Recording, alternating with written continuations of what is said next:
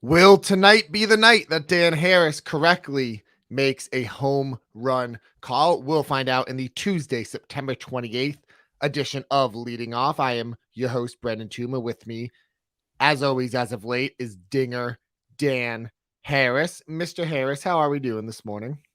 We're not calling home run calls. I can tell you that. We are cold as ice after being so hot for a while. So, yeah, I'm very concerned that not only am I not going to win the competition, but that nobody else is going to be able to stop Voldemort over there. And I need somebody else but Joe to win this home run competition. So please, someone out there, do it. We will get to it when we get to DFS later in the show, but all the MLB teams are back in action tonight. Very small slate on Monday, just a handful of games. So, what we are going to do today is talk about the action and a few notable things that happened. And then we're going to mix up the format just a bit. And I have some reflection questions for Dan with some fun ones, hopefully mixed in as well. Great. Does that sound okay to you? Sure. Okay. Too much. But we'll start. Go ahead. I'm sorry. Go ahead. Go ahead. But we will start with the action. And I think the most notable thing that happened on Monday was Joey Votto, league winner Joey Votto, as they're calling him on the Twitter streets, hit a pair of 2-run homers to put him up to 35 for the season. I didn't realize this. His career high is 37. That was way back in 2010. So I kind of hope that he can at least tie that mark or possibly eclipse it by the end of the week. Yeah, this is nuts. What's funny too is I saw it come across. I think I have notifications set for home runs on Twitter, like the MLB home run thing, or maybe I saw it on the bottom line, and I saw it too, and I saw the number 35 come across, and I was gonna text you and Mayor, except I was too busy to basically be like, wait, what? Joey Votto is 35 home runs, and not only that, I mean, but he's missed time this year. He only played 125 games. This is crazy. And I get that he's quote unquote sold out for power a little bit in that like his strikeout rate is up and his batting average, I mean, it's 270. And considering it was 261 and 226 the last 2 years, insane. I don't even know what to say. I mean, I wonder if Voldemort thinks he's a Hall of Famer now. I wonder if this is cementing his candidacy over here. So we were just talking about the Marvel show What If, where they talk about, alternate timelines of things that happen. I wonder if there's an alternate timeline where Votto uses this power first approach from like the moment he gets to the big leagues and how differently his career would be. Obviously, he wouldn't have as high of the OBPs in some of those seasons, but maybe he would have hit a ton more homers. It's something interesting to wonder about. 417 career OBP, man. 521 career slugging. That's a Hall of Famer pretty easily in my book. Definitely. But yeah, you're on it, right? You were always on the Hall of Fame train, and Joe was just the one poo-pooing it, right? Yeah, 100%. I have a big thing with the Hall of Fame. I think we need to recalibrate a lot of what we thought about Hall of Fame, especially for starting pitchers, because, they just don't pitch as many innings as they used to. So we can't use some of those old milestones that the olds like to use. Jonathan India went 4 for 5 with a homer, double, a stolen base, and 4 runs scored. He is definitely going to win National League Rookie of the Year. 21 homers, 12 stolen bases, 96 runs scored. Again, runs scored are a little volatile year to year, so we don't always talk about them, but they are still like one of the 5 offensive roto categories. So anytime you have a high total like that, it is meaningful. Yeah, I shout out to one of my buddies. I hope he listens to this. We share a team. He wanted to pick up India early. I said I don't see the upside or what he's going to be able to do from a fantasy perspective. Phenomenal season. Phenomenal. 96 runs, as you mentioned, 69 RBIs. But again, 21 homers, 12 steals. Like, that's fantastic. So, yeah, he's a guy who, I'm not even sure. Like, I don't hear many fantasy managers talking about him now. I know he had a really hot streak in the middle of the year. I don't hear them talking about him now. I'll be interested to see what happens to him in drafts next year. Because again, thin position should be able to have both, homers and steals again. It's going to be an interesting sort of study to see where he goes next year. I think too with him, he is useful for all formats because he has the really high OBP. That's like his Yep. thing. So you can use him in points league, but then he also has the homers and the steals combination for Roto. Yes, I agree. I'm sorry. I'm looking up MVP odds right now. That's all. And rookie of the year. And rookie of the year odds. I look up that. Yeah, he's minus 1100 to win Okay, yeah. rookie So of the that's year. like a lock. Correct. Do you Out of understand so odds? Do you understand what that means, Tuma? yeah, 100%. Okay, I know very everything good. about sports Everything. gambling and all that stuff. Yep. Everything about sports gambling. Okay, Mhm. very good. Okay, Eloy Jimenez 3 for 4 with a 2-run homer against the Tigers. He has not come. We talked about Luis Robert the other day, the other White Sox outfielder who kind of came roaring back ever since that long absence, but it hasn't quite exactly happened for Jimenez for the season. He's hitting 255 with a 762 OPS. Obviously, it was a significant injury. He will be at a discount next year in drafts. And we can't like fully write this off, but I give him a little bit of the benefit of the doubt coming back from such a serious injury. I fully write it off. I couldn't care less what he's doing this year. I really can't. And the fact that it's going to wind up being whatever it is, 55 games. It's funny, given what we thought, but I don't care. I think we had a good beat on what Eloy was as a player. The fact that he then came back after missing, 3 months and stuff like that and didn't have his finest season with it. I don't care. I will be buying at basically full price next year, personally. Yeah, still a massive 4 category contributor when healthy. I want to talk about 2 young pitchers. And again, this is, fantasy baseball on September 28th. We're going to talk about Matt Manning and Jackson Kowar real quick. Both of them struggled on Monday. Matt Manning, 3 1/3 innings, 6 runs, 5 walks, very ugly. He's 4-7 with a 6.16 ERA.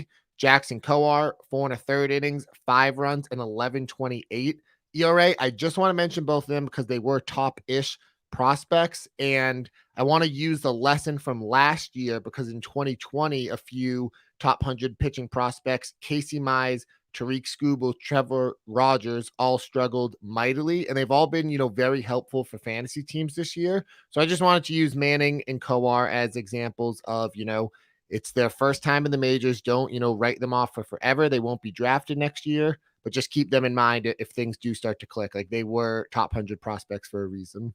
You don't think that we can expect Jackson Kowar, and thank you for pronouncing his name correctly after saying it 30 times on this podcast incorrectly, is going to walk 6.5 batters per 9 innings when he gets the full call? Yeah.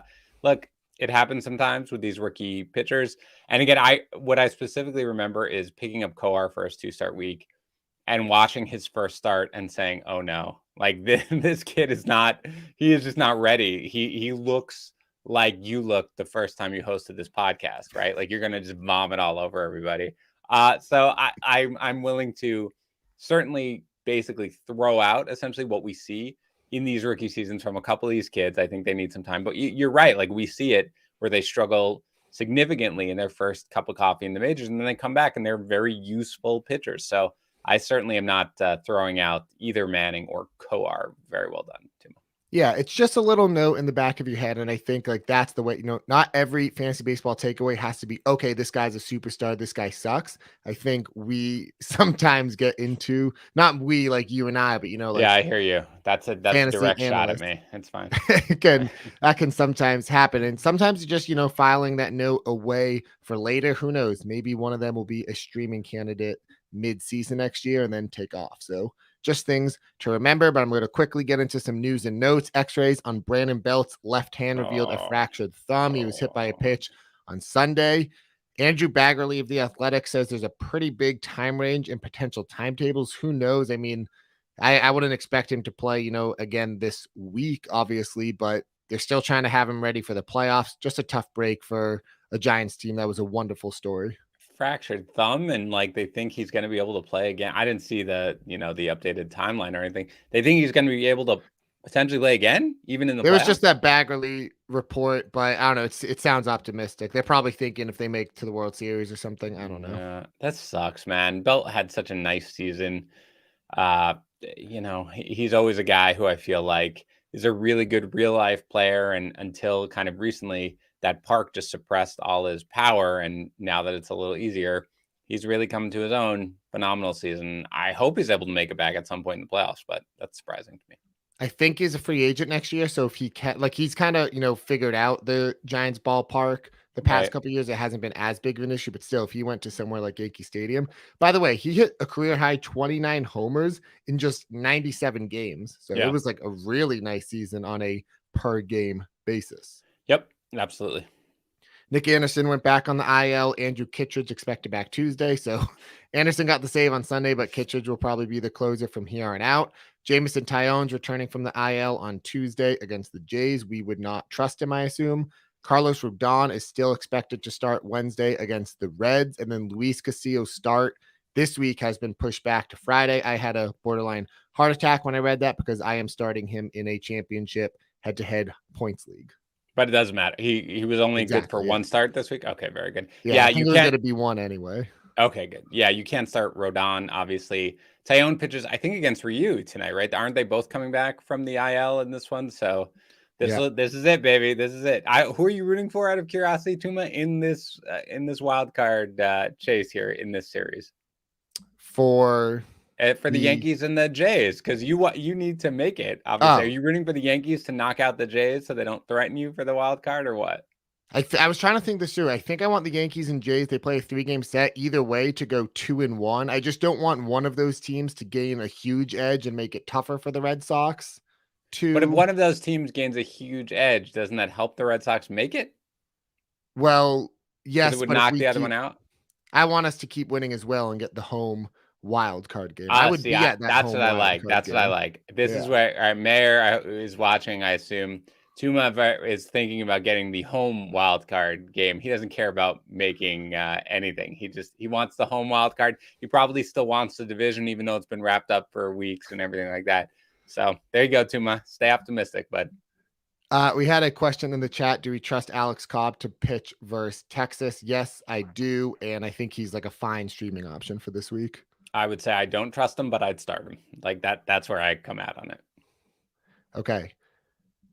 If you need to trim or groom yourself, you need to use Lawnmower 4.0 from Manscaped. What makes this trimmer different than all other trimmers? The optimized Lawnmower 4.0 trimmer is waterproof, so you can groom in the shower and not have to worry about making a mess on the bathroom floor. Did I mention wireless charging? The Lawnmower 4.0's new wireless charging system uses electromagnetic induction, which can help battery length lasts longer. If you're still trimming your face with your ball trimmer, it's time to make some changes. Get 20% off and free shipping with the code leading off at manscaped.com. That's 20% off with free shipping at manscaped.com. I just went for it. We just went for it.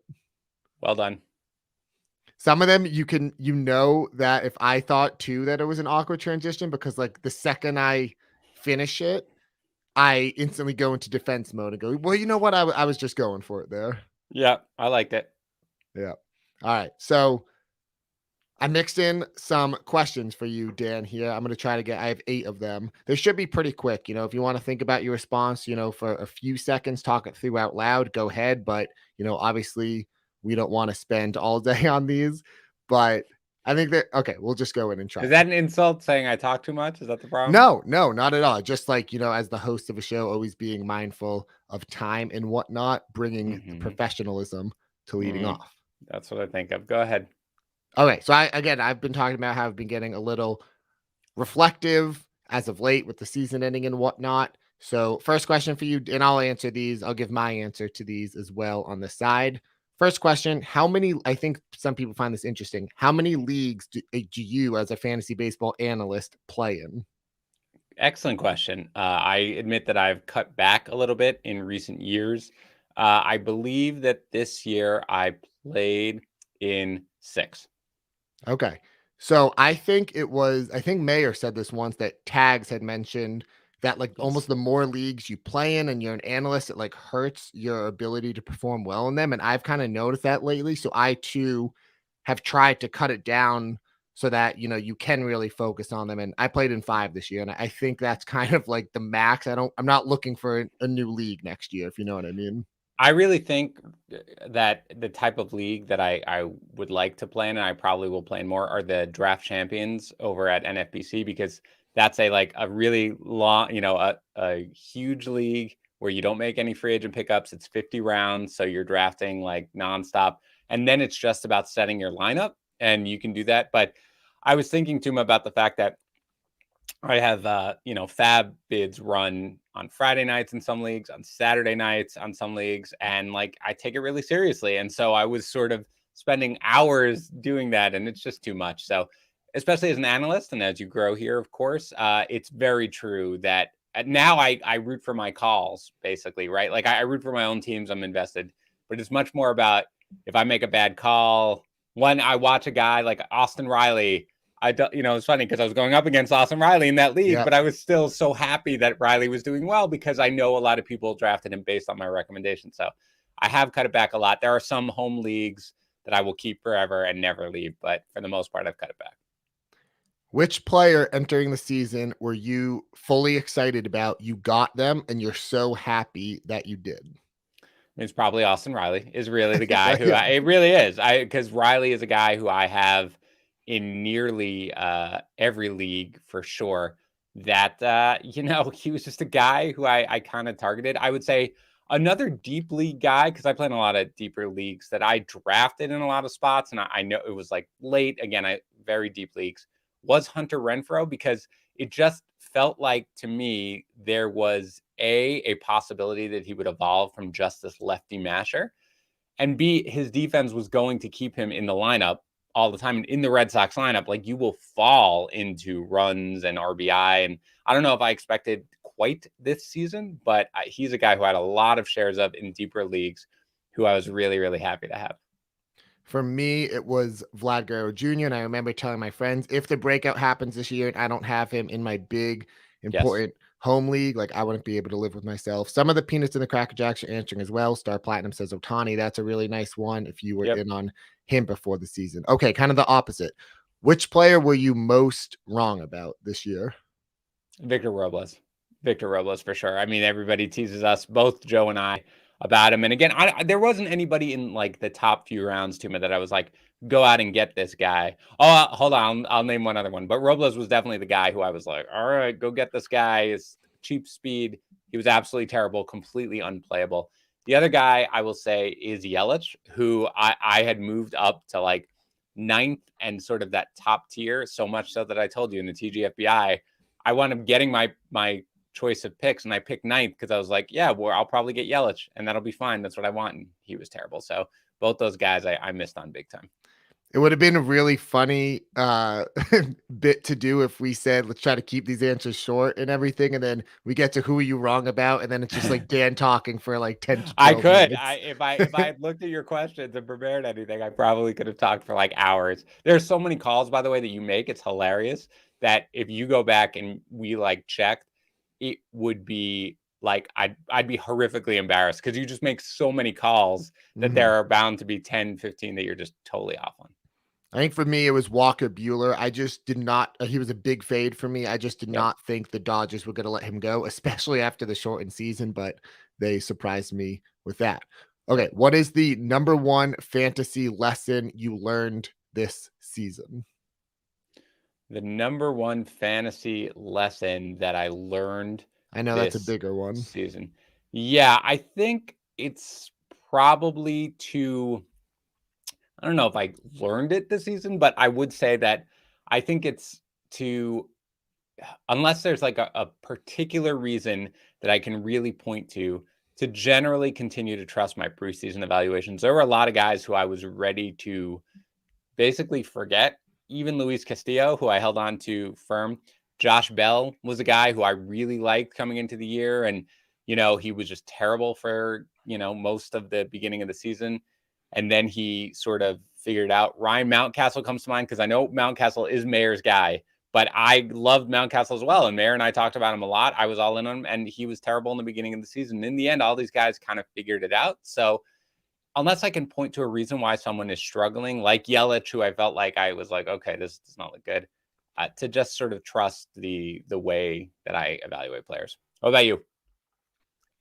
Yeah, for me, it was to really let that first month, especially the first couple weeks, breathe a bit. I kind of pride myself on trying to figure out, I think one of my best skills as a fantasy analyst is figuring out things in the middle of the season as they're happening, but I got way too trigger happy this season in the league that you and I are in together. I had drafted Jared Walsh, and then he was on the bench for like 2 of the first 3 games. So I was like, this isn't happening. Even though I liked him coming in, I was like, this isn't happening. I cut bait, and that really, just to drop him and lose him really hurt. So really letting those first couple weeks, first month, breathe and trusting your off-season analysis.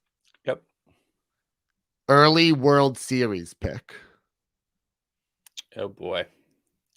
Early World Series pick. Okay, so I'm going to stick with what I had predicted in the preseason. Okay, and in the spring. Sorry, and that was the Astros. I don't feel nearly as confident about it right now. I don't know whether or not the pitching is showing some, signs of decline. Of course, I thought maybe Verlander will come back and be a reliever. That sort of was my bold prediction early on in the year in a betting pro show. But the Astros, I think, have the ability. They're going to embrace the evil empire type of, Yankees role here where everybody hates them. So I will go. You want the opponents? Is that what you wanted, both, or just the winner? Just the team, I guess. Yeah, just the winner. I would say the Astros are going to take it home. Okay, that's fine. Obviously, besides the Red Sox, I put the Astros as well. And I know they had, the whole scandal or whatever from 2017, but man, they have made it to, 4 straight ALCSs. And last year, they almost came back down 3-0 against the Rays. Like, they made it to a game 7. No one talks about that ever. They do have this, I'll call it like a mystique about them, this most recent run they're on, and they lose Cole and it doesn't matter. They lose, Verlander's been hurt. It doesn't matter. Springer's gone. It doesn't matter. They just keep going. There's something about them that in the playoffs, like in the American League, I'd much rather face, the White Sox or honestly even the Rays than the Astros. Honestly, just a bit about that mystique. I do wonder about the White. I mean, the White Sox are built for it, man. They have the bullpen. They have the starting pitcher, assuming that Rodon is good enough to go. So, they're going to be tough. Obviously, the Red Sox or the Yankees or whoever is going to be tough. But, man, the Astros, they're just, they're tough out, man. They have a bunch of hitters. They have an okay relief staff. Their starting pitching does enough. So it's going to be fun to watch. They have so many, not to go off on a tangent, but they have so many contact-oriented hitters, too, who can also do damage. Altuve, Bregman, which I remember in 2018 when the Red Sox steamrolled through the playoffs. We're facing the Yankees, and Judge and Stanton are coming up, and we're just throwing sliders in the dirt, and there wasn't too much fear with facing them. But anyways, that's, analysis for another day. Who was your favorite player growing up? All right. I would say that probably as a kid, like a young kid, it was probably Darryl Strawberry. I was still am a huge Mets fan. I don't remember 86. I'm finishing up the Mets documentary now. Did you see that one, Tuma? I know as a Red Sox fan. I have to finish the last part. It's amazing. It really is. But I loved Strawberry growing up as a kid. He was my favorite player. As I got Tuma to be like more of a teenager, and probably my heyday for being a fan was like when I was like in college and I was so into baseball and stuff like that. Like Mike Piazza was like my quote unquote hero. He made it relevant to be a Mets fan. And me and my father loved Piazza as a player beyond anything. So Strawberry is a young kid, Piazza is a young adult. Now, nobody. Yep. Okay. For me, it was Nomar. He was just a god in Boston during those late 90s years. But I also wanted to mention A-Rod when he was on the very end of the Mariners, and then also Rangers A-Rod. I was a big Rangers A-Rod fan. Really? Yeah. So much so that my first ever email address was B-Rod for like Brendan. And I don't know why I gave myself the last name Rodriguez. But so when he almost came to the Red Sox, it was like, that was like a wild time for me as a fan. But okay, last 2, and they're both quick. The best recent kids movie you've seen? The best recent kids movie that I have seen. Okay. Was it Luca? Is that the one, Tuma, that we've been talking about? Yeah, I think it was Luca. Again, any new kids movie we watch almost immediately, just because it is. And Luca was really good and really enjoyable. So that's probably the best recent kids movie. Yeah, any peanuts and cracker jacks who do enjoy, kids movie. The way they make kids movie these days, there's a ton of adult humor, so it's Yes. always good for the whole family. But I really enjoyed Luca as Yeah. well. And then finally, to wrap up, the next ballpark, a ballpark you haven't been to before, but the next one you'd want to visit. So I have not been to a lot of ballparks in my life. Like I just haven't. It's always I'm sure Will and I will eventually take a trip around the country. But the one that I really want to go to is in Pittsburgh. What is the name of it? Why am I completely blank? It either used to be PNC or it still is I think it's PNC. PNC still. So yeah, or I think it's PNC. I can't even keep up with it. But regardless, I really have always wanted to go to PNC, and it's supposed to be beautiful and like one of the best stadiums. So that's really the one that if I could go to one right now, that's where I would go. Yeah, for me, it would be the Giants. I just Yes. another What is like that one modern. now? What is that one Is now? it Oracle? Oh, it's Oracle, right? It's not Pac Bell. It's not AT&T. It's Oracle Yeah. now, right? Yeah. Okay. But just looks really beautiful. I think the water there, I'd love to watch a homer get crushed into the water. And Yeah. whenever they show it on TV with all the kayaks, everyone Yep. chasing it down, it looks really great. All right. Great. So that was all I had. Great. Real quick, DJ 21, shout out Ray and the Last Dragon. That one was a Yeah. good recent Disney movie as well. There's a lot of really good ones. I think we just watched something so dumb, and I find myself like Mitchell versus the Mitchells Oh, Mitchell versus the versus the Machines. Machines. That was on Yeah, Netflix. Yeah. yeah. That kid, the kids love it, and they're just hysterically laughing the entire time. So, and I pick them always. Like I have to search for a movie that both of them will accept because Will pretty much only wants to watch sports movies. So I find one like that, and then they're both hysterically laughing, and it's good. It was funny. Okay.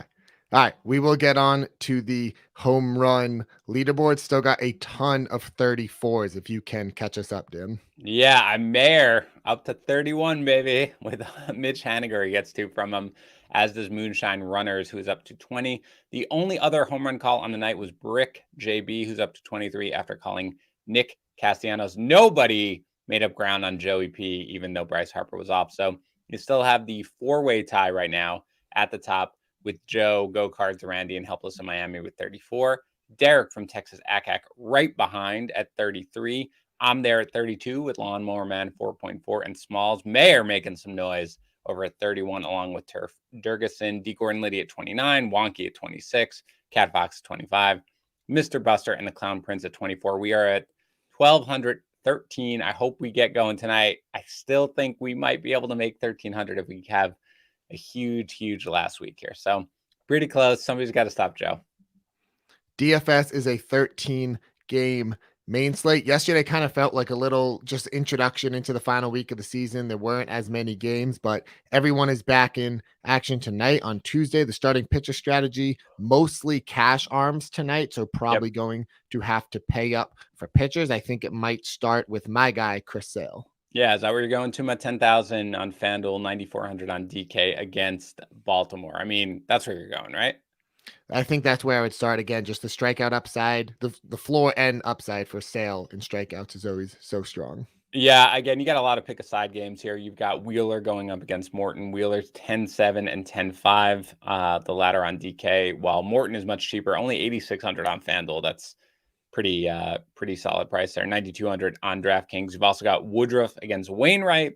So you got another pick a side game, 10-2 and 10-3 for Woodruff, only 9,300 and 9,000 for Wainwright. And then you've got Walker Buehler up against the Padres, 9,500 and 9,100 on DraftKings, and Logan Webb against Arizona. Great matchup, 9,000 and 8,900 only on DraftKings. So by the way, I would say that Webb is a guy who I'm going after on DraftKings, just given the price. For game stacks, you can use the Giants against Luke Weaver and the Diamondbacks, White Sox hitters against Riley O'Brien of the Reds, and then the Red Sox, who are amazing, against Bruce Zimmerman of the Orioles. Bobby Dahlbeck is obviously one you want to get in there. He's 3,000 on FanDuel, 3,100 on DraftKings, and who else can we use? Also, Yuli Gurriel against Waka, 3,200 on FanDuel, but 4,800 on DraftKings. A little crazy. Brendan Rodgers, again, if he's in the lineup, he was hitting the head, I think, yesterday. So watch that. Against Corbin, though, 3,100, 3,900 on DraftKings. And then Tommy La Stella against Luke Weaver, 3,200 and 3,800 on DraftKings. home run call of the night. There's a lot of ways to go. You can go an Yeah. Orioles pitcher. You can go Coors Field. Yeah. What say you? I think a lot of people are going to be going Coors Field or Red Sox. Hopefully, I'll take somebody who's not quite as picked. I'm going to go with Hunter Renfroe. I mentioned him. Let's give a little shout out here to a guy who have on a lot of teams and I'm rooting for at this point to finish strong. So Hunter Renfroe is my pick. All right, there you have it. Dan's home run pick is in. Make sure everyone in the Peanuts and Cracker Jacks gets your picks in on the Fantasy Pros Discord. We'll be chatting it up there. The season is coming to an end soon enough. There's just a few leading offs left in the week. That'll do it for today. For Dan Harris, this has been Brendan Tuma. Have a wonderful Tuesday, everyone. We'll talk to you tomorrow.